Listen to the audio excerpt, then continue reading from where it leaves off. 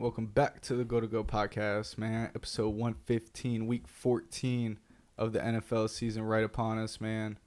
This week we're going to jump into our Piclk'ems.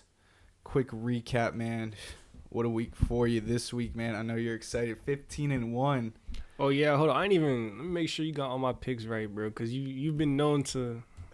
I ain't even look over this week. Okay. Dang, I picked the Bengals, bro. You did, I mean. Wow, bro. In my weekly pools pick 'em, I actually picked the Steelers, bro. I think you just went against saying it was a 50-50 game. I think so. I've been saying that a lot, bro. But we needed that, bro. That's a big week. That's a week we needed. It's all right, bro. I went 13-3. Not too bad. You're 118 wins. I'm at 125, 7-game lead going on right now. But week 14, man, whole new week. Oh my gosh, week 4 and week 5, bro. 5-11, 4-12, unacceptable. My fault. Going. First game up, man. NFC North, Packers Lions in Detroit, possible playoff matchup. NFC North is real hot right now. Who's your pick? I'm taking the Packers, man. And I think we kind of touched on it last week. You know, the Lions played the Packers last year on Thanksgiving. The Packers won in Detroit, and that was kind of the homecoming of the first real showing we got to see of Jordan Love and what this offense can do. And ever since there, they went on the playoff run, beat Dallas at home, and now they're kind of where they are to where we see them in the league now. So I think the Packers can go on and do it, coming off a nice home win against Miami in primetime. Once again, you see Jordan Love in the elements, being able to throw the ball, those weapons. And I think another key element that adds something to this offense that they've never really had since, ironically, Eddie Lacy is like they have a power running game now, you know. So Josh Jacobs, when the weather gets cold, when they get down in the red zone, he's been really good, forcing missed tackles. But I think he's just been super consistent in the run game. Brings a little something different than, you know, Aaron Jones, who wants to get out on the outside, more of a pass-catching back. Josh Jacobs, you can run in between the tackles with him and control the ball game a little bit more. It brings a little more versatility, I think, more to when, you know, the last couple of years it'd be a 2 running back set where you bring in A.J. Dillon, you know they're just going to run up the middle, and then Aaron Jones, you know it's either pass or towards the outside. I think Jacobs adds a little bit more versatility, but for me, man, the Lions, my big question mark for them is injuries. They're super banged up on defense. I think I saw a stat or whatever. I believe like all 5 of their starting defensive linemen from the beginning of the season are out. They're losing a bunch of linebackers. Their secondary is banged up. This Lions offense is still really good. They've been relatively healthy still on the offensive side of the ball, but defensively, that's where the questions start coming in. I mean, I don't care how good you are. When you start, you know, losing first, second, even third string guys start going down, like it just gets to a point, you know. So I think that's going to be a big question going up against the Packers, to where right now offensively, that's one of their strengths. And for the Lions on offense, as good as they are, we've seen some games, you know, against the Bucs where they couldn't really score down in the red zone early on in the year. And then you go and look against the Houston where Goff threw 5 interceptions. So we've seen times where this offense has been spotty, but relatively throughout the year, this defense, when healthy, they've been really well. So I think you have more concerns offensively for the Lions, and then defensively, those injuries stack up, man, to where the Packers, they're relatively healthy. It seems like every single season as the year goes on, they start playing better and better football. Divisional game is going to be tough. I think these are 2 really good teams. I think it can go either way. I wouldn't be surprised if they both split. So the Lions beat the Packers earlier. So for them to split, the Packers got to win here on the road, and I think they can. So I'm going to pick the Packers here in what should be a good game. Yeah, man, you know I've been rocking with the Pack kind of all year long. I picked the Packers to beat the Lions in their first matchup, but Jared Goff back in the dome, man. I'm not betting against it again. Pretty much every week so far this year, I think he's at 1 or 2. We talked about it a few times. How many Domes games he's played. Question mark with Jahmyr Gibbs. What's going on there after his little TikTok video? Big question mark coming in this week, Dan Campbell and whatnot. But, I mean, you got guys all around. for the Packers or for the Lions. So I'm gonna go ahead and rock with the Lions for this week. I think they take it 2-0 and defeat the Packers here at home. Browns Steelers up next, man. In Pittsburgh, who you got? I'm gonna just keep this short and sweet, man. Shout out Jameis, top tier entertainment when it comes to NFL football and playing the quarterback position. But I'm going with the Steelers, man. The Steelers right now, the way they're playing pass rush. TJ Watt, he's still getting after it. Nate Hairbrigg, he's stepping up, creating sack fumbles. And Russell Wilson is playing good football, man. I think he's playing within the system, making all the throws they need, and they got a run game. The Browns are fun. Jameis Winston and that offense are going to put up points, and they're going to throw the ball all over the place. But these AFC North matchups, they already got their one win earlier on, a couple weeks ago, actually, into the first snow game or whatever. So it's just hard to beat teams twice in this division, as you know.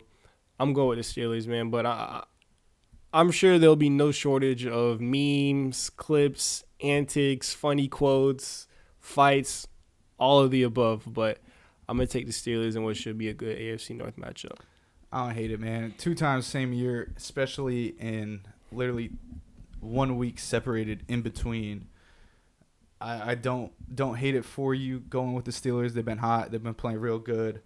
You mentioned Jameis throwing for nearly 500 yards and, of course, the 3 picks, 2 of them being pick sixes last night. Classic Jameis fashion, that 3rd pick, I was like, we talked about it. I was like, bro, where is he even going with that one? It's triple coverage, just trying to do too much late in the game. But the Jerry Jeudy revenge game definitely did come out to play, went for a big day, and this offense has looked totally different with Jameis under center. The offensive line has played a tremendous amount better than they did when they first started this season. The O-line is probably the biggest improvement I've seen. Protecting the quarterback, Jameis doing a great job maneuvering the pocket. There was a couple times where he did feel the pressure, and he just doesn't throw the ball away cleanly.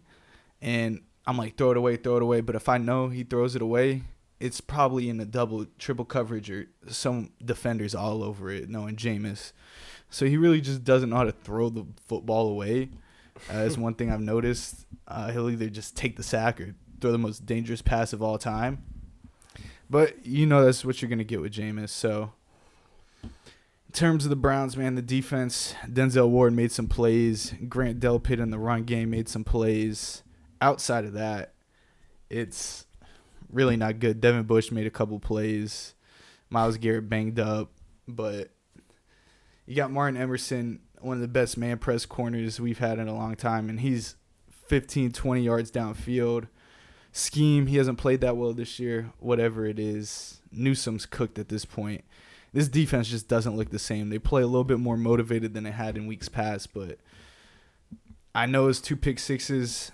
They let Bo Nix get a couple easy ones, and there was like a 25-yard pass Cortland Sutton just dropped where Emerson was in coverage, and they went right back to the same play. And it was the same exact play. I watched, like the crosser. He ran the same exact play. And there was no adjustment from Jim Schwartz. They ran the same coverage, and you got a corner, and Emerson was playing 20 yards off. You're going to have a tough time keeping up with the crossing route.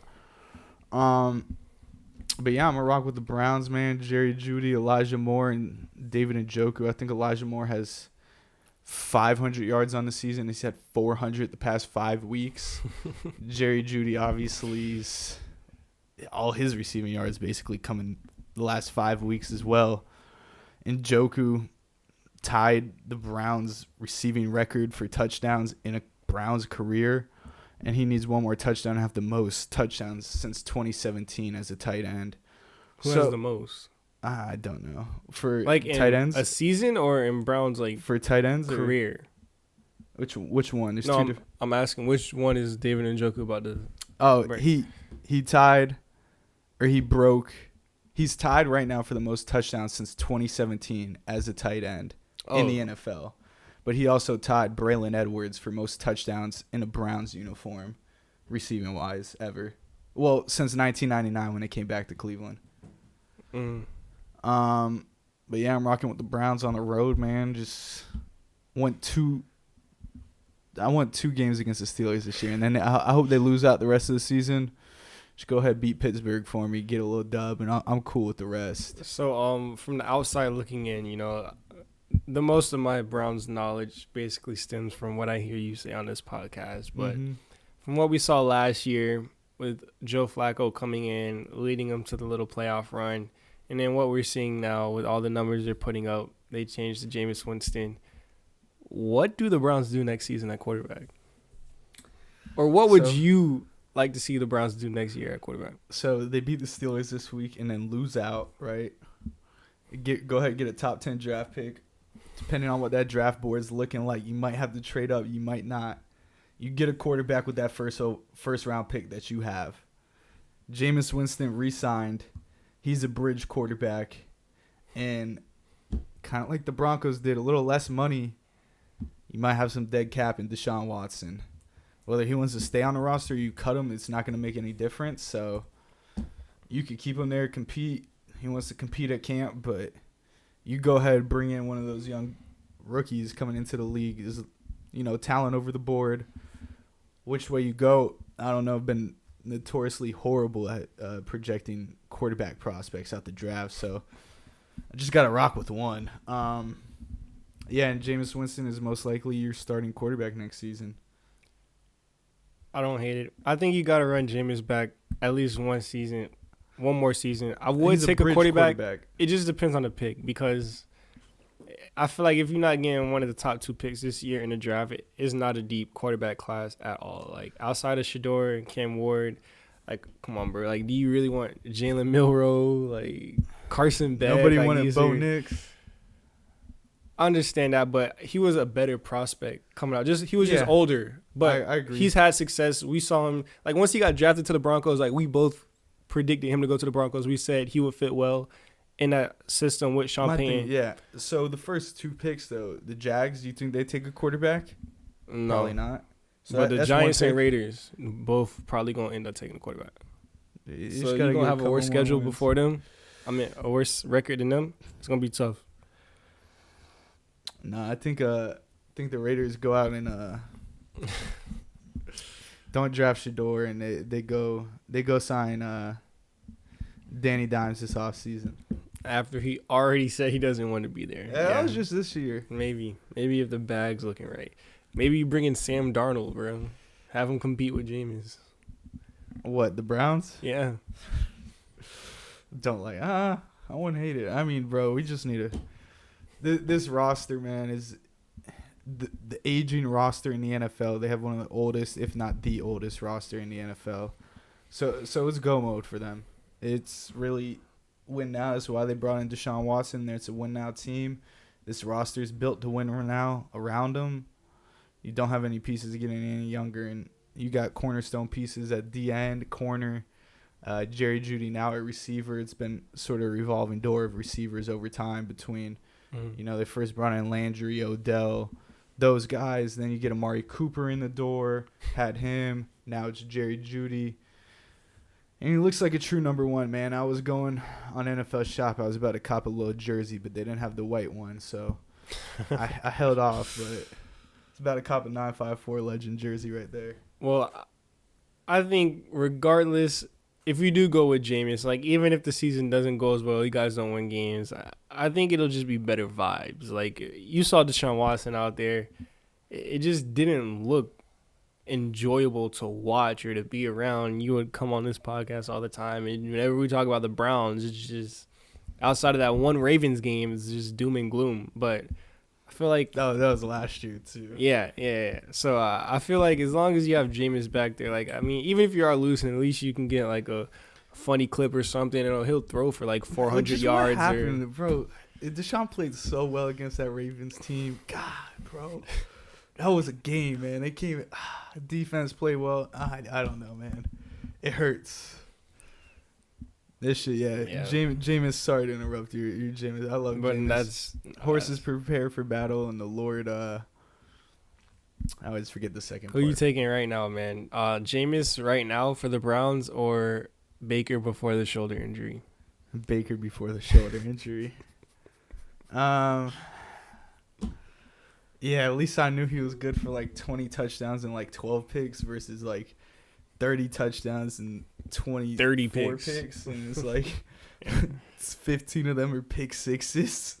Yeah. I also saw a stat said that he threw for the most total yards in one single NFL game. Like, If you count the pick six counting yards, the pick yes. sixes and the yards he threw. It was like 600 and Yeah. something. Not and the other interception he threw as well. Like, it wasn't a it's pick six, total, but yeah. total interception It was return like a 50-yard yards. return. Yeah. And It's like 680 yards or something. shout out crazy like Judy that. for chasing him down, bro. But I low-key had the Broncos defense, and I lost by 4 points. So Judy lets him score. I win that matchup and save a little bit of name. But Yeah, I mean, I had the Broncos defense too, and bro, they put like 13 points because they had 2 touchdowns, a bunch of picks, but bro, they gave up like 500 yards, so it was like -7. They scored like 30 points or whatever, so you lost points for that. It was the ultimate like boomer bust game for that Broncos defense. Yes, I was also, but it 4 didn't points, really bro. affect me because I was, had a nice comfortable lead. Because, well, we'll get into it. We'll talk about some of these players later, but shout out Bucky Irving. all right, man. Saints Giants. In the NFC toilet bowl, I don't even know what to call this one. I'm gonna take the Saints, man. They've just been looking a lot better than they did in the middle of the season, and the Giants look absolutely lost. I mean, Malik Neighbors in there talking about As Dable, why he's not getting the rock. You got Kayvon Thibodeau talking about some you make plays, you got a voice in this locker room. People saying that, well, then he shouldn't have any sort of voice in the locker room. Yeah, give me the Saints, man. It's crazy to say, but the Giants are just in so much turmoil. Yeah, honestly, right now, I think the Giants might be like the worst team in the league, and that's like and I'm fully aware of what's going on in Jacksonville right now, what's going on with the Raiders right now. I think the Giants might be the worst team. With that being said, Saints are better. Give me them. Like it's nothing to say in this matchup, bro. Saints versus Giants in week 14? Like, come on, bro. Yeah, man. I don't even think the own fans of these teams care at this point. Nah, I think they both want to lose. Probably. Yeah. We'll see, man. Jets Dolphins. Speaking of losing. Yeah, the Jets and the Dolphins played. I guess I'll touch on it real quick. The Dolphins missed opportunities in that game. Tua had some throws over the middle. He just misfired. I'm trying to think. Thursday feels so long ago at this point. It does. Thanksgiving, all that. The defense, they made a couple plays tough to get stops all game, but it just seems like the Dolphins weren't able to put the offense together till the second half fully where they could commit a full drive. Now I really know why they lost. Mike McDaniel, once again, getting two pretty boy West Coast Kyle Shanahan schemes in the red zone, and just they can't punch it in, man. The red zone's been so rough for them. Last year was the Raheem Mostert show. You get into the red zone, you know who's getting the rock. This year, they seem completely lost. There's no type of red zone offense. Touchdowns, tough to come by. They could get down to the end of the field, but they just can't find a way to touch paint. And it's going to come down to that and Mike McDaniel and his play calling, which I've been saying. He needs to just get a little less fancy in some points. Okay, I get the little Devon A-Chain touchdown worked. Cool. But then you go fancy again. I think it was 3rd and goal, like at the 2. I don't even know if it was this game, but you decide to throw the football and then go for it on 4th down. If you're going to do that, go ahead, run the football, man. Why not run the football play? Yeah, if you're going to go for it on 4th down, run it on 3rd down. Yes, it's like, but it's him getting too pretty with it. Just didn't work out, man. Just dumb it down a little bit, man. Just get the offense into the end zone, and that's what they struggle with, but I'm going to go ahead and pick the Dolphins. They're playing the Jets. Yeah, I'm going to go out on a limb and say they won't have too much of a struggle getting into the end zone this week playing against this Jets team to where it just like it just seems like they just find new ways to lose games. Like it's insane how they just blow leads, just turn the ball over. The first half of that Jets Seahawks game last week was insane. Like Laviska Shenault got cut, fumbled the ball twice on kick returns. Yet somehow the Jets still go out and lose this game. Aaron Rodgers is throwing pick sixes to defensive linemen now. Like it's Quinnen bad. Williams. It's bad. To no, not Quinnen Williams. Was it Quinnen Williams on the Jets. Leonard Williams. Leonard Williams? Yeah, so wrong Yeah. Williams. But former Jet. Regardless, yeah. This Jets team is just bad. They just, I don't know, man. I've never seen a team with this much talent just not be able to win games. It's weird. Regardless, I kind of like what you said about the Dolphins. I was kind of texting you during that game, like you called it, bro. Like McDaniel's trying to get too cute with his play call stuff, like just run the ball, simple passes. But I think Tua showed some. I think if Tua never got injured and he didn't miss all of those games, I think this Dolphins team will be competing for a wild card spot because this passing offense Still in the hunt, but yeah, I know what you're saying. will be more in 100%. Yeah, because this passing offense is kind of woken up the last couple weeks. Tua's throwing for a bunch of yards. Waddle finally getting it going. Tyreek Hill, I know he's banged up with the wrist, but he's still making big plays. And then A-Chain out of the backfield is like arguably the most explosive player in the NFL. The little screen passes and they get him going on the edge. Like I understand why McDaniel tries to run that outside scheme so much, just because where you got a guy like A-Chain, one cut, he gets the edge one time, he gets one block, he's gone. So I understand that, and the defense has also been playing a lot better recently, like you mentioned, but it just kind of seems like it's unfortunate events. Stuff happened earlier this season. It just seems like it's too little too late right now for the Dolphins. I know technically they're not fully eliminated. There's still a path, but it's slim. With that being said, I don't think we've said this in a while, but if there's ever a get-right game, man, it's against this Jets team right now with, interim head coach coming out and saying Aaron Rodgers is their guy. He will be starting. He gives this Jets team the best chance to win. And then on the flip side, you got Aaron Rodgers coming out saying, yeah, I probably won't be playing for the Jets next year. Reports are saying that Aaron Rodgers is ready to move on from the Jets, and he probably won't be playing football for them. So, yeah, two interesting reports that kind of conflict. But regardless, the Dolphins are a better team right now. So, yeah, give me the Dolphins over the Jets. Just also forgot to touch. You talked about receivers. Shout out Jonnu Smith too. He's been balling for the Dolphins. Forgot Mike Woods and was on the team, and Jabari Thrash for the Cleveland Browns. And shout out to Florida legend Kadarius Toney touching the field last night. So, bro, was it like the first or second drive? He got a little end around. He got a couple more snaps, but I don't think he got another touch or target. Wow, man. Talk about the AFC South garbage bowl. Jags Titans, man, in Nashville.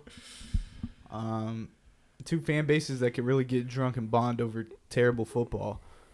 They give me the Titans. Trevor Lawrence probably out again. Horrible hit, man. Yeah, just not much to say about this one.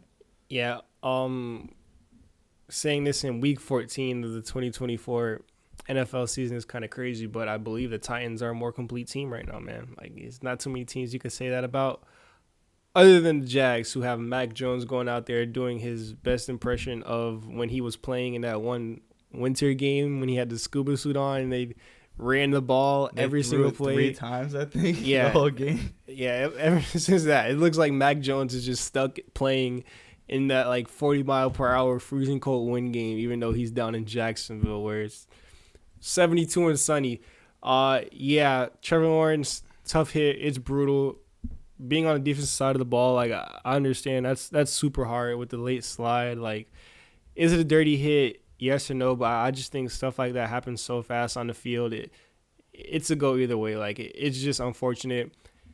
You could put the blame on the Jags and that organization. Trevor Lawrence already banged up. Could you say it's, malpractice having your highest paid franchise QB going out there playing for a 2-win team at the end of the season where it doesn't really matter? I get it. Trevor Lawrence is a really tough guy. He's always been one to kind of like Justin Herbert play through all these injuries. But, I mean, at a certain point, you kind of just got to look at the bigger picture and kind of just say this season's over. You're really not playing for much. There's no point of going out there and get stupid hits, let stupid things happen like that. To where, not saying it was stupid, but being in that position, having Trevor Lawrence out there, you definitely could have avoided it.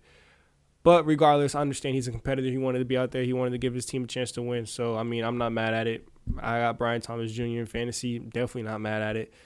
But regardless, this Jags team, it's definitely time to just blow it up and rebuild. I mean, we've been saying that for the past 5 years. They've had the number one pick. It seems like every single year. Tough, man. Tough for the Jags. Whereas the Titans, I guess, what's his name? Westbrook, Nikine, whatever. He's like the best receiver in the league now. He just scores a touchdown every single game. Nick Westbrook-Akine, insane. Calvin Ridley just doesn't catch the ball anymore. And Will Levis, he's going to give you your daily meme. Yeah, Titans got a solid defense. Shouldn't be much of an issue going up against this Jags team. Yeah, man. Of course, you take the defensive player as a former lead with the helmet type player yourself on the football field. Not even that. I'm just saying, like, I understand. That was the type of player you were on the field. It's not true. I understand. The game is fast. You understand it now? It happens quick. I've been in positions like that before, so I could relate. Most targeting calls by a freshman on a freshman football team. Falcons, Vikings, man, and Kirk Cousins in 2024 looks like he should hang him up with A-Rod. Give me the Vikings, Sam Darnold. This Vikings team, they've had their ups and downs throughout the season, but they're cruising, man. They're finding ways to win football games, and I'm going to go ahead and take them again this week. Yeah, it seems like the past couple weeks, the Vikings offense has just been not good. Whether it's Sam Darnold, not on the same page as some of the receivers. Aaron Jones has been fumbling the ball a lot recently. But it doesn't matter, bro. Like, these final drives, they all just seem to lock in. They go down and get game-winning drives, it seems like, every single week in a bunch of close games. So you got to give them some credit. This Vikings team feels a lot more real than the one a couple years ago that got bounced out by the Giants in the playoffs that first round with Kirk Cousins. So I will give them that. It kind of seems like there's more substance to this team, to where it seems like I wouldn't be shocked if the Vikings win a playoff game or two. On the flip hand, Falcons, you said it. Kirk Cousins is a legit statue out there, man. Jameis Winston can go out and throw a bunch of picks and throw a bunch of pick sixes, and it's still fun. He's throwing for a bunch of yards. But Kirk Cousins does it, and it's Michael Penix Jr. time. So, yeah, interesting choices need to be made down there in Atlanta. Maybe the Penix pick isn't looking too bad after all. Everyone was saying they should have took a defensive player, this and that. Listen, man, I think happened, bro. They probably just wanted to sign Kirk Cousins so bad. Obviously, you do a medicals or whatever, but it just kind of just was like, yo, Kirk, we'll give you the bag. Come down here. We haven't had a quarterback. Desmond Ridder was our quarterback last year. Anything will be better than him. And they kind of, did more of a deep dive. Some of the medicals came back, and they were like, maybe not as good as we thought. I think you should do the medicals before you sign. Well, obviously they did. Like, yeah, he's gonna pass a medical, but maybe it wasn't so in depth. They didn't have him, out throwing on the field, seeing what that Achilles is gonna really be like. Which I understand, bro. When Desmond Ridder is your quarterback, I 100% don't blame them at all. Like, I get it. You want to move off of Desmond Ridder. Like, the Raiders literally benched him for Aiden O'Connell and Gardner Minshew. Like, they had no chance. They did not want to see Desmond Ridder on the field. So I get the Kirk Cousins signing, but I think the Michael Penix Jr. was an insurance pick, and we kind of alluded to that, whereas I thought you definitely should have taken a defensive player to help that team. But listen, man, quarterback's the most important position. So if you don't got that right, I don't care who you got on your team. Like, you're not going to win football games. So it'll be interesting to see if they end up making the switch, if we see him down the line. But yeah, you pretty much hit it with this Vikings team, man. And it seems like they're flying around. They're making big plays, and they're just finding ways to win games. So at home, I definitely think they'll be able to beat the Falcons. Kirk Cousins' revenge game, but I think it goes the other way for him. Yeah, the difference between Kirk Cousins and Jameis Winston is Kirk Cousins, there's another option, the unknown. The Browns, Jameis Winston was like the unknown, so yeah. And I could only imagine how many times Kirk Cousins is gonna get blitzed this game against Brian Flores. Oh, probably every single down. Of snaps. Every down, they're just gonna send heat. Yeah, Brian Flores got cooked last night. He had to take Levi Wallace out, but or not Brian Flores. Yeah. Nah, but yeah, Levi Wallace was getting cooked. I don't know why I said Brian Flores. I mean, I don't blame you. Levi Wallace was getting cooked. I don't care who his coach was. I think it was getting burnt, fam. Panthers, Eagles, man. I'll touch on it real quick, man. Mainly about the Panthers because I know we got a 15-minute segment coming up. Grab your popcorn and everybody.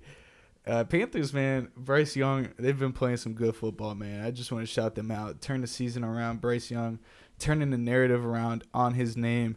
And this Panthers team looks totally different when they first did, when they benched him initially to start the season. And they're able to make plays, competitive game, overtime against the Bucs. Bucs are a good football team. They find ways to win games, but the Panthers were able to hang around and stick with them once again. I mean, coming down to the end of the football game, was that 3 weeks in a row now, I think, for the Panthers? Mm-hmm. So kudos to them. Bucs, Chiefs, part of those. They're playing some good football. With that being said, I am going to take the Philadelphia Eagles. Yeah, I definitely want to give a shout-out to the Panthers, too. Like you mentioned, Bryce Young. I mean, is it crazy to say you would take Bryce Young right this second over C.J. Stroud the way they've been playing right now this season? No, but do you remember – it's not crazy when you were saying, is it time to panic in Carolina? You had your hand hovering that little red button. You said it was open, but you weren't pressing it yet. It's a good thing you didn't hit it. Yeah, it was close. But regardless, those things just take time, man. Like learning systems, getting comfortable, getting acclimated, and you got to look what's going on around them. Actually, I might have pushed it. I don't know. I can't remember. I might have slammed it when they benched him for. Oh, did we do another one? Maybe. I might have next week. Regardless, it was definitely timed in. That's why they benched him. But clearly it worked. He got his mind right. Bryce Young, he's out playing really good football. I was watching the games and stuff last week. I'm like, wow, these Panthers are sneaky.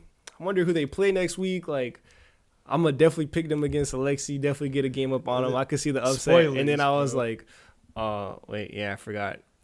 They play the Eagles. Usually I come on and say I'm not going to do all this, but with the Eagles seeming to be the best team in football right now, you can make your arguments. Part of me picking the Packers is also fading the Lions. I'm going to get into it, bro. We're going to have a nice Eagles talk this podcast because I think they deserve it, man. So where are we going to start? We're going to start on the defensive side of the ball just because right now I think that's the best unit in the NFL. Been saying it for the past couple weeks, but I mean, at this point, it's really hard to argue. Bengals, Ravens, Commanders, all teams that are top in scoring, all held under 20 points. Commanders and Ravens both got 2 garbage time touchdowns that make the score look a lot better. But regardless, I mean, the way this team is playing, I was joking with you the other night about Vic Fangio. You were talking about the Browns defense. I was like, I warned you. I was like, you were trying to tell me about Vic. I warned you about Jim Schwartz. Whereas, listen, Vic has these guys bought in. And you came on last year talking about the Dolphins, and that. It's the players out. It's 100%. It has to be the players at this point.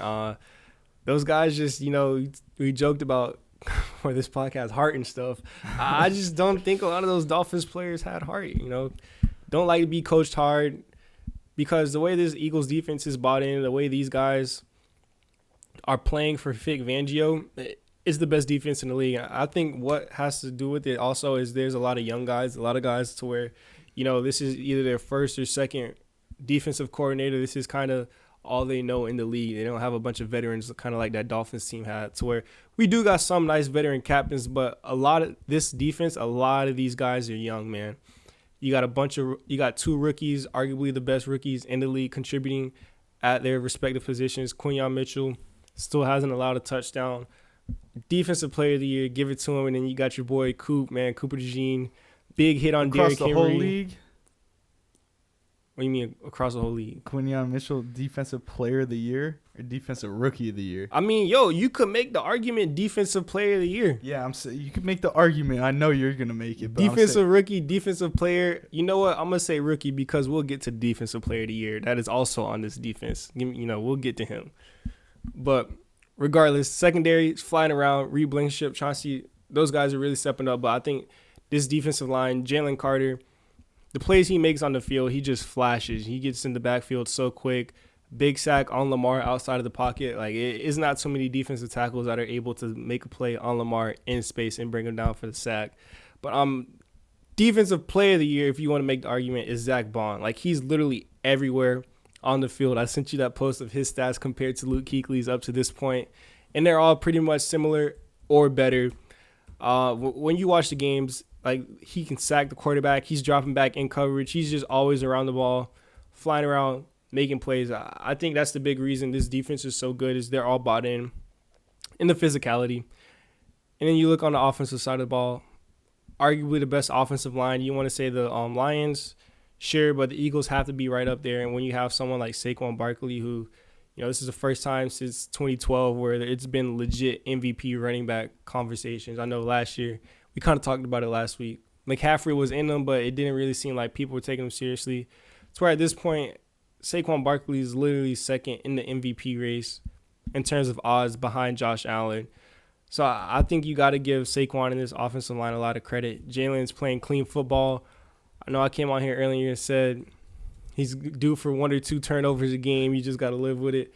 This season, ever since the bye, he's cleaned it up, and he hasn't really been turning the ball over. And then the receivers, they haven't been – just didn't need them, bro. A.J. Brown, he'll make his – he'll have his one drive, his 6 catches, and that's really it. Devontae Smith, he's been banged up. So we'll see him back. This offense isn't even, 100% healthy. And Goddard, safety blanket over in the middle. All in all, it's the best team in football. I would say the Lions are up there. You got to give respect to the Chiefs and Andy Reid and Patrick Mahomes and what they're able to do and how they're able to win games and, close moments. But the Lions, with their injuries on the defensive side of the ball, and the Bills, the Bills are a really good team offensively. They don't really scare me outside of Josh Allen, and defensively, they still have some questions there as well. So I definitely think the Bills are a good team. I think they're up there with the Eagles. But right now, man, after what we've seen, these past performances going into Baltimore and beating them, kind of hard to say they're not the best team in the league right now. You can make some arguments, but I'm going to say it, bro. This team is better than the 2022 Eagles team, and you know how high I hold that team in regards of, 2022 Hurts, that Super Bowl run and everything. But, there's Pro Bowlers and all pros at literally every single position group on this team. And with that being said, I think, my earlier take, what I said this year, what I came on and was talking about Nick Sirianni, I think right now it's looking more true than ever. The talent is overcoming his coaching. Like, when you have all pros and Pro Bowlers at every position, fam, me and you could go out there and coach this team and win a bunch of games. So Nick Sirianni has good coordinators. They'll win games. He can manage his team. We saw what happened last year when he was a play caller, and we had two not really good coordinators on either side of the ball. End of the season with Matt Patricia calling plays for the defense. What's he doing now? Podcast with Bill Belichick, and he's got this doing the same shit we doing, fam. That's who was calling defense last year.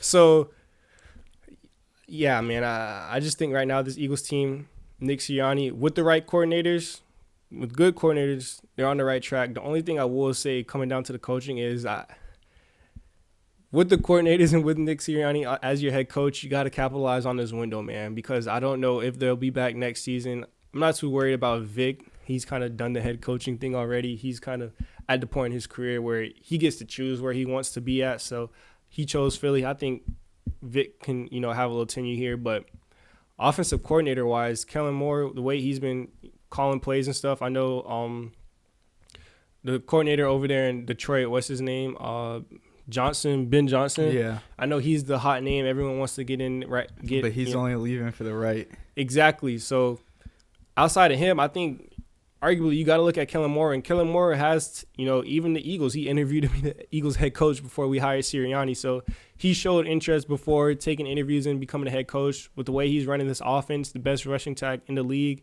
you get a team out there who kind of wants to run the similar offense from the Eagles, get a rushing quarterback, get a really good running back in there. Maybe you see a team go out and try to make him the offensive coordinator. Then we back to square one with, I don't know who calling plays. It can't be Nick Sirianni. Then you got a question mark in there. So right now, the way this team is set, I think their window isn't closing talent-wise. Not at all. We got a bunch of guys that are young or in their prime. But coaching-wise, if Kellen Moore is gone, I think there could be some more red flags there in terms of we don't want to see Nick Sirianni calling plays again. But regardless, you got to give him credit. I think he's doing well managing the team, making sure the guys are prepared and ready, and letting his two coordinators kind of, just do their job and take over on the respective sides of the ball. But, yeah, man, it finally feels fun watching football again. End of last season was not fun at all. It's like a reverse of last year where we started off hot, and as the season went on and on and on, yeah, we were 10-2. We had a bunch of wins, but we kind of all knew it wasn't real. It wasn't holding. I was literally coming on this podcast every single week talking about how bad this defense was and all the play calling and stuff. And then started off a little bit the same earlier this year, but ever since the bye week, I don't know what happened. It was saying reports that there was an incident that happened during the Eagles bye week that kind of got everyone going on, got everyone together, it got everyone's heads right. I don't know if we ever going to find out what that incident was. Maybe at the end of the year they'll talk about it, but so far there hasn't really been any story, or no one's ever come out and said what really happened. Regardless, we know something happened that got them boys right, got them boys playing elite football. Hit Magic City or something, got them lemon pepper lose. I doubt that's what it was. But listen, man, feels good. Eagles back to the best team in football. Packers, y'all just help us out, man. Knock the Lions off. Get that 1 seed. So I'm glad you're going for the Week 14 Super Bowl, man. What do you mean Week 14 Super Bowl? You're good because if you win it, it's your Super Bowl this week. No, I know you are a fan of the Browns and the Dolphins. You don't really know what postseason football look like. I saw two postseason games last year. That's why you think the Super Bowl is in Week 14, but no, you get better this time of the year and you build up to the playoffs. So yeah. Only Super Bowl we know about is New Orleans, fam. February. You Eagles fan, buy your tickets. Raiders, Broncos. Yeah, if there's Eagles fans in New Orleans, man, that's a bad city to be around that time of year. Raiders, Bucks in Tampa Bay. I mean, dude, we talked about the Raiders. There's not much to say. They played a semi-decent football game. Last week against they should have beat the Chiefs. Yeah, they should have beat the Chiefs, but it's classic Chiefs though, bro. It's like they're gonna find a way to win. With that being said, man, I have no trust in the Raiders whatsoever. The Chiefs, they just don't look good, and they find ways to win football games. It's the annoying part of this. I'm gonna go ahead and rock with the Bucks. Baker Mayfield able to close the game out in overtime.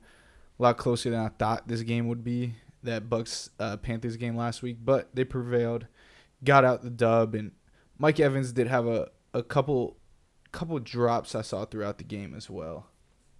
Yeah, I'm picking the Bucks here as well. Shout out, I mentioned Bucky Irving earlier. Explosive running back carrying me right now in fantasy. But this Bucks offense looks a lot better. You mentioned Baker. He's one of the league leaders right now in passing. He's throwing a bunch of yards, a bunch of touchdowns, and that's not even considering, Mike Evans had a couple drops. Kate Allen, I think, had an easy drop as well in that game. So that passing game gets back to where it was kind of before Evans went out. I think we'll see a better Bucks team, a better Bucks offense. And Raiders, like you mentioned, not much to talk about. Won't see much going on with the Raiders, but you will see Brock Bowers have 10 receptions for 120 yards and a touchdown. You will see that just because he does that against every team. So, yeah, shout out Brock Bowers. He's a beast. Yeah, played against him this week and lost by 12 points. So if he wasn't so number one target, I might have won. That eliminated my last playoff chances, by the way. Seahawks, Cardinals in Arizona. Just saw some memes said always seems like Seahawks Cardinals play each other in that 4 o'clock window. Well, it's because they did like 2 weeks ago, but here they are playing again, kind of like the Browns Steelers divisional matchup. This close, separated this late in the season. Don't know what the NFL scheduling was doing this year. Maybe stacking divisional games is what they're trying to do towards the end of the season, make things interesting. The Cardinals looked absolutely atrocious last time they played. So I'm once again going to rock with the Seahawks and take them for the win this week. Yeah, I feel like this is the ultimate, like, Tyler versus Maloney game, man. Because, you know, the Cardinals, they've been disappointing me, but I've been riding with them, man. I've been picking them almost every week, and you've been on the Seahawks, man. Even though they've been up and down, but you've been on the Seahawks. You've been religiously and I messed with the picking Cardinals too. Preseason I had them high, man. Yeah, with that being said, I don't know. This game can go either way. I'm just picking the Cardinals, kind of like what I said. Need to get some wins, but I do think they can win, man.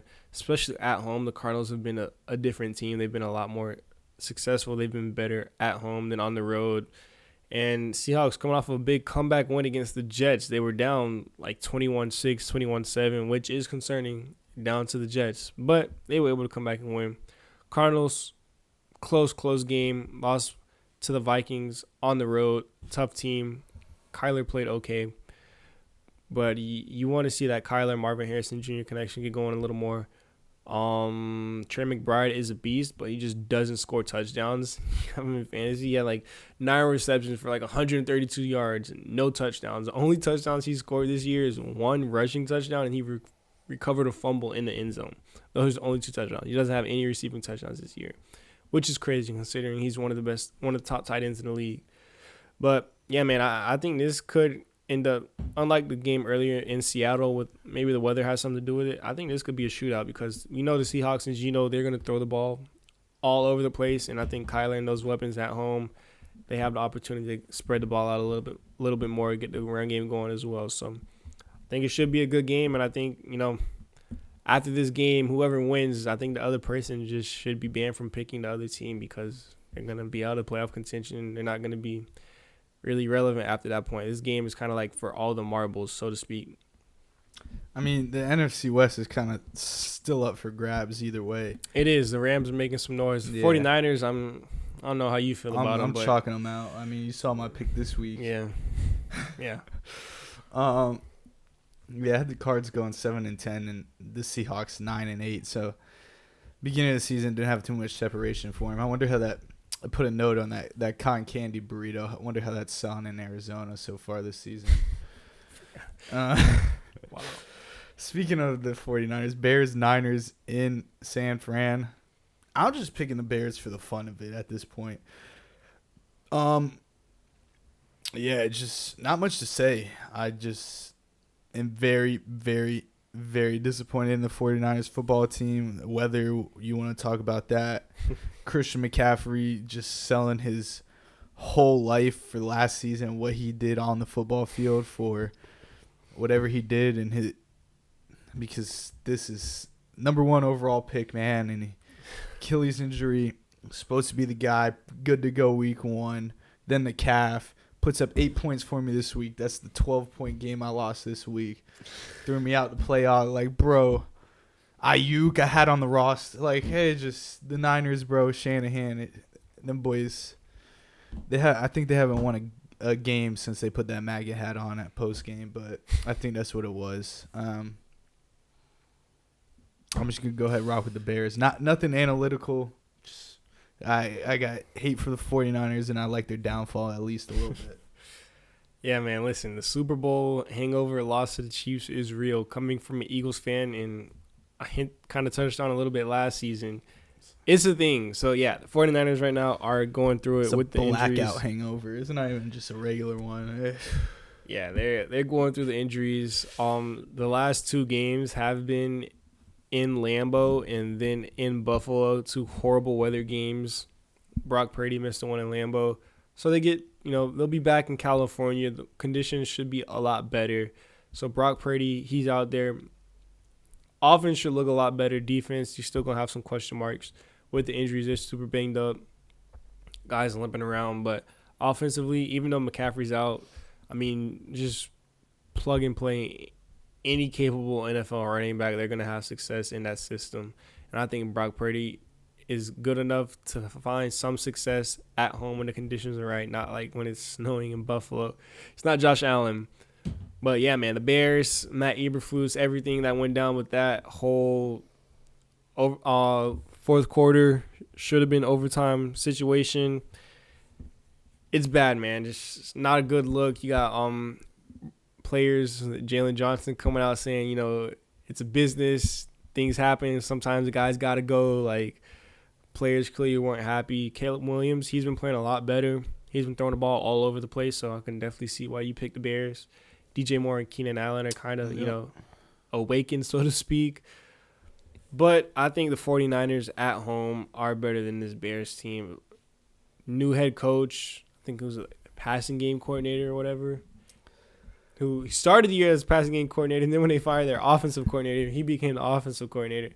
Now they fired the head coach. He's the head coach, so, quite the promotions throughout the season, man. He's worked his way up. Nice, coach. Yeah. He's like, from passing game coordinator to head coach in 14 weeks, man. That guy's quarterback coach probably moving up too in the rank. Like everybody on the offensive side is feeling going good. up. Yeah, I mean, shout out to him. Whoever my he thing is, there's not a lot of veterans on this Bears offense, but if I was like, I think it would be like Keenan Allen, like just call a timeout. I don't think he has anything to lose at his point in his career, but. Yeah, it's 100% on the coach. I'm not trying to put the blame, but as a player, man, I would have just had a rock and just head coach. Yeah, like call a timeout. That situation, I think you gotta put some blame on Caleb Williams as well. Like you're the quarterback, you're running the offense. You gotta know time and situation to play and stuff. Now he is a rookie. Yeah. I understand. But, I mean, you also put the trust in your coach to make a capable decision. Yeah, I mean, Caleb Williams, you're the number one pick. You're supposed to be, franchise guy coming in. Like, we want you to make that proper game management decision. We want to see better play calling, better management there. 100%, I understand.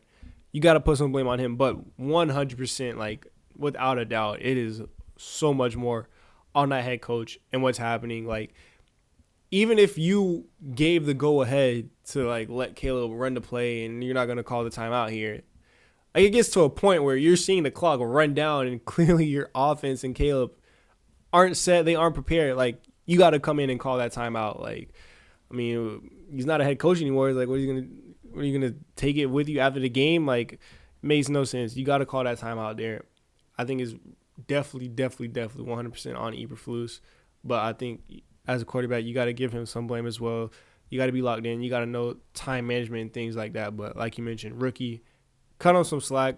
Hopefully, a learning moment for Caleb Williams. I think he's super talented. I think this Bears team, if they get things right, definitely could have some success. But, yeah, I mean, listen, man, not a good situation whatsoever at all. And, of course, it's on Thanksgiving, nationally televised. So everyone sees the meltdown happen in live time right before they're eating their turkey. But, yeah, I think the 49ers, they got to be able to beat the Bears at home, right?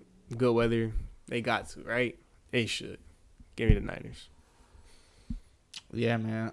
I saw some memes going around. I forget who it was, but it was someone calling a timeout, and someone said, as a Bears fan, can someone tell me what the coach is calling?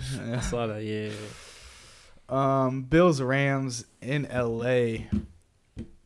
I think the Bills probably the hottest team in the AFC right now currently, man. Josh Allen catching, running, and throwing his own touchdown passes all last week. So go ahead, rock with the Bills, man. This Rams team, they've been one of those, frisky borderline teams, and I don't think they're good enough to beat this Bills team and the way they've been playing. And Amari Cooper, just that lateral to Josh Allen, it just seems like these guys are on the same page at this point. Josh Allen looks like he's having real fun, and he's clearly winning at football and at life, man. Everyone's saying he's got the rocket arm, newly engaged, and now he's catching his own touchdown passes as a quarterback. So I think when people are on this type of streak, man, you just can't be stopped. And I don't think the Rams are the team to stop anybody.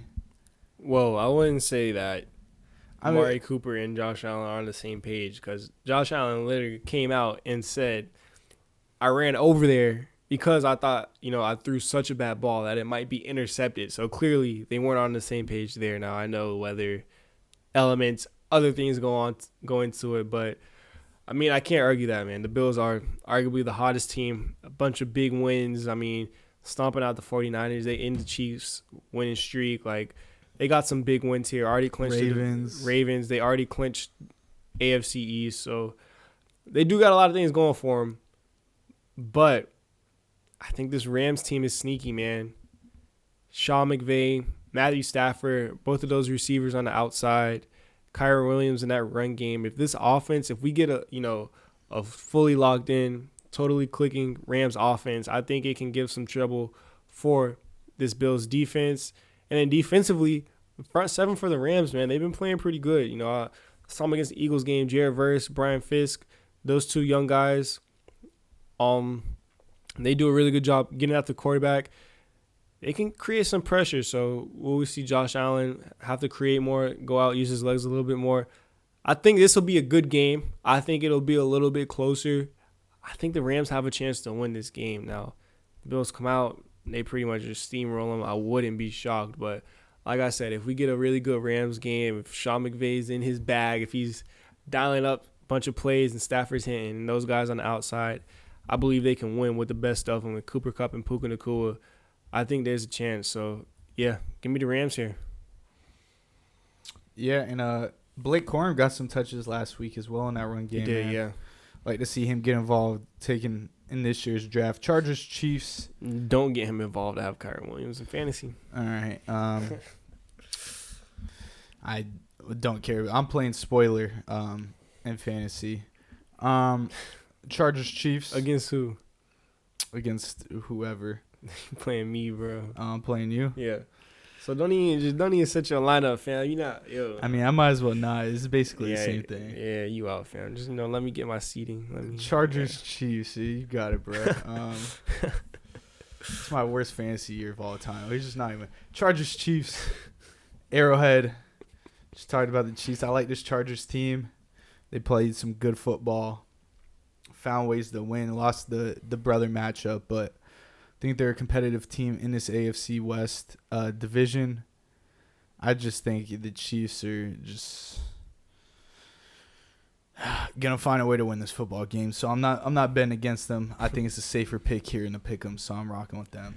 Yeah, I wouldn't be surprised, but that Chargers defense, man, they beat the Falcons last week. I don't think they scored an offensive touchdown, kicked a bunch of field goals, and then had a pick six, and that was enough. So Chargers defense locked in. They're really good. Chiefs offense, on the other hand, I mean, it's like week after week, man. Like, what are we doing, dog? And Chiefs defense is supposed to be really good. 2-minute drill. Aiden O'Connell goes down and pretty much marches down the field with no timeouts under 2 minutes and gets them into field goal range to kick the game-winning field goal. Like, that's not the elite Chiefs defense that we were accustomed to the past couple of years. So, question marks there on the defensive side of the ball as well. Offensively, I mean, there's question marks leading up to every down except third down because it just feels like they always get a key third down with Patrick Mahomes and those guys. We'll say Isaiah Pacheco came back last week. Another week to get fully healthy. They'll start working him in more, so hopefully that'll be a nice little element, kind of take some more stress and pressure off of Patrick Mahomes to where they have a reliable running back now. But Chargers team, man, Justin Herbert, I feel like if he can get going, he's going to throw to Lat McConkey. He's just going to be open. It's like the only receiver that can catch the ball on that offense. So I can definitely, I can see the Chiefs win this game, but I'm picking the Chargers, man. You know how I feel about Herbert and this team. I think they're good enough, man. The Chiefs, I don't think they're that good, but they just figure out ways to win. But yeah, I think this Chargers and Chiefs teams, I think they're similar categories. I think they can split. So I think the Chargers can go into Arrowhead and get a win here. So I'm gonna pick the Chargers, man. I didn't know it was 4 picks. I thought it was 3 for the Chargers defense last week against the Falcons, but it was 4. It was 4. Bengals, Cowboys, Jerry's World. The sun won't be beaming through the window, but Monday Night Football. Bengals got to win one of these, and I think this is like one of the games where they have to win. They put up 38 points, lost against that Steelers team that struggled to put up points for the past few weeks. Yeah. I mean, it's like you want your offense to look good, man. You play the Bengals. Just play the Bengals. Your 100%. offense will start cooking. That being said, I will not pick the Dallas Cowboys or Cooper Rush, no matter how much I hate this Bengals team. And I love seeing them do bad. I guess it came at the expense with the whole state of Ohio, but I'm going to go ahead and pick the Bengals on the road. Yeah, I mean, some of these Bengals stats are just absolutely laughable. I think 33-plus points or 30-plus points or whatever, the teams that score that much, the record is like it's like some crazy number. It's like 57-1 or something like that. And the Bengals are 2-4 in those games this year when their offense scores more than 30 points. Like, it's bad how bad this Bengals defense is and how bad some of these turnovers are and big moments for the Bengals because Joe Burrow had a couple of fumbles, a couple miscues here and there, down the stretch to where they lose these games. But that's no excuse. Like, if you're putting up that many points, you should be able to win majority of these games. But I'm with you, man. That being said, a banged-up CeeDee Lamb, a defense for the Dallas Cowboys to where, Micah Parsons came out after beating the Giants last week saying, what's the key to stringing along these two victories or these two nice performances? And he's like, we're bought in. We're playing good teams. I'm like, you just played Drew Lock in his first start in the Giants, who aren't a good team. Like, Cowboys aren't doing anything special. That one pick six off the screen pad. It was a good read, but yeah, I got to give a shout out to Overshawn. He's like their only good player, or seems to be the only player that's making plays for them defensively. Because Micah Parsons, he's a great player, but he doesn't seem to pop up. Like, he maybe sack here and there, make some pressures, but routinely Overshawn seems to be number 13. He's the one that keeps making plays for that defense. And then offensively, like Regal Dowdle, Zeke, offensive line banged up.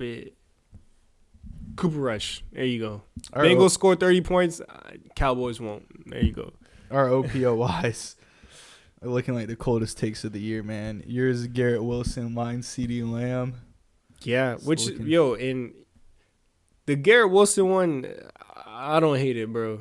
It's just like Aaron Rodgers just hasn't been a quarterback. Okay. He's getting like 10, 12 targets a game, but he's only catching like 4 passes. CeeDee Lamb just hurting, playing and Dak. The worst football team. Like, the Cowboys have been over it is what it is. Just freezing cold takes, man. Go ahead and post it.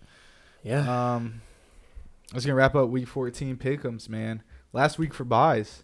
This week, I know it's the Broncos because Joe Buck said it about 14 times last night. Don't know who the other team is. Broncos, Commanders, Texans, and there's one more team. I don't know. It's going to wrap up Week 14. We're going to have a full slate of games starting next week. Colts, that's a late buy, yeah. You want me to leave Jonathan Taylor in my lineup? I don't even think I have him in that league. Doesn't matter. He's good for 7 points anyways these days. You got any last comments, takes, anything like that? No, I think we covered everything, man. Eventful past week of football. I will say, how do you feel about the Thursday through Sunday football every day? Oh, I like it. Or NFL football every day. Oh, NFL? No. Yeah. It just felt too long. Well, it didn't have NFL Saturday, but I get what or Thursday, Friday. And then I'll keep it a buck, man. The next couple weeks I totally is forgot Saturday. The Chiefs and Raiders played on Friday. I was sitting at work, driving home, and I get a notification that the Raiders lost on the last play or whatever. And I was like, I went home, sat down, turned on the highlights, and I was like, I can't believe I was sitting at work watching that. I forgot there was a Black Friday game, man. The Dolphins played last year in the Tim Boyle game against the Jets. What a barn burner that was. We're going to have the Christmas game. When's Saturday Christmas? Games That's on a Wednesday or something. It is, yeah. I think it's Chiefs or Raiders. That's ugly, man. Or is it? It's got to be Chiefs somebody. I think it's... No, Christmas is on a Wednesday. Is it really? Yeah, it is. But Saturday games are going to be coming up soon, too. How are they going to do a Wednesday, bro? Yeah, man. Do these teams? Short turnaround. No, there's no way they play Sunday and Wednesday. Maybe they play like, I don't know, the Thursday night game. It's 4 teams. Yeah. So Ravens, Texans, Chiefs, Steelers. Yeah. wow. And I don't know. I'm gonna go look at it after this. Yeah, that'll be interesting, man. R.I.P. to their careers. Just be a bunch of backups playing. Yeah, Chiefs. I don't blame them. Yeah, go episode 115, NFL Week 14. Starting to heat up, man. Playoff mix is getting interesting. Draft board's gonna start getting hot, man. GMs, hot seats for coaches. It's another part of the exciting season, man. Yeah, it's definitely that part of the year where you kind of figure, some teams are definitely packing it up. Some guys, you know, might see a couple players here and there hit IR. Are they really injured? Are they not? I'm not in the building. I can't tell you that. But I'll tell you, Myles Garrett should hit IR, even though he's up for like the mix of DPOI. But well, we know who that's going to. Well, it's been over a decade, bro. But I'm just saying, Since like, a linebacker won it. Right now, I feel like a decade. Maybe TJ Watt. I don't know who's a true real standout. It's really up for grabs. So I say, like, it's up there for grabs for sure. Yeah. We'll see, man. Episode 115, man. No more? I got nothing, bro. Go pod on TikTok, man. Everything else, go. Until next week, we'll be back with another episode, man. Peace.